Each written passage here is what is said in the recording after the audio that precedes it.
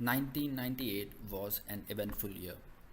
US embassies were bombed in Africa, separatists fought for autonomy in Eastern Europe, more than 400 people died in air crashes, and the last Russian Tsar was buried.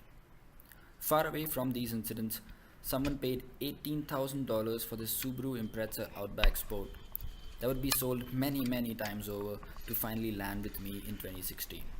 And this is my vague attempt of being an even browner version of Chris Harris by reviewing this slightly old and significantly used car.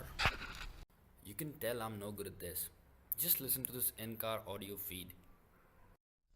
This is a 5-speed manual with 5 doors and can comfortably sit 5. So, this review is basically going to be a voiceover in a funny accent. When this car was new, the 2.2 liter EJ22 4-cylinder boxer produced 137 horsepower at 5400 RPM and 145 foot-pound. And it would be safe to say that quite a few of those horses have escaped since, as these wheels have now kissed a better part of 239,000 miles of tarmac, gravel, snow, and by the winter temperature this place sees a few dewies and slides on frozen lakes. The visibility is insane. You can see the curvature of the earth when you're backing out. And gas mileage. Well, this car has a viscous coupled all-wheel drive, which means it can pull itself out of most of the places unless you're a complete knob. Which means, well, the gas mileage is basically shit. The interior is homely and bland with some witty bits and bobs you may expect from a group of Japanese engineers. The single overhead cam on this boxer made it much easier to work with and quite cheap to maintain. I imagine a couple of very eager young boys probably tinkered around with it in the hopes of squeezing out some more performance. It sits 5 and there's enough space in the cabin to fit everything I own and a spare.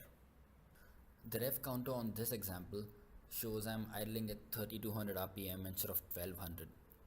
A new EJ22 motor was installed a few years ago, and the then owner conveniently sharpied over the first digit on the odometer, so you won't be able to figure out the exact number here. The front air intakes are purely for show.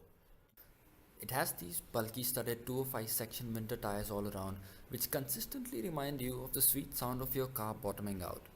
ABS is non-existent. The windscreen has cracks that run the length of the Mariana Trench. The AC compressor is missing, and the fan blow only has 2 settings, Zephyr or the Rat Zeus. The airbags don't work, and the throwout bearing noise will make you cringe with every bite of the clutch, and I could probably fit all of Scotland in the steering wheel play. So what do I like about this car? Well, apart from it being the first car that I co-owned, I've developed a special bond with it. The fact that it would start when it's negative 30 degrees outside. The fact that I can smell a couple of generations worth of dirt and dampness in the cabin. The fact that it would take me from my nomadic dry cabin next to the woods to work every day. The fact that passing Impreza drivers glance at it and give me a nod of approval. The fact that it retains that Impreza DNA. And the fact that it makes other 4 and all-wheel drive cars from the age feel like mongoloids who were a product of lacerated contraceptives. That's what this car does to you. That's what it did to me.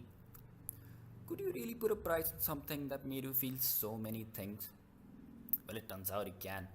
It's $1,234.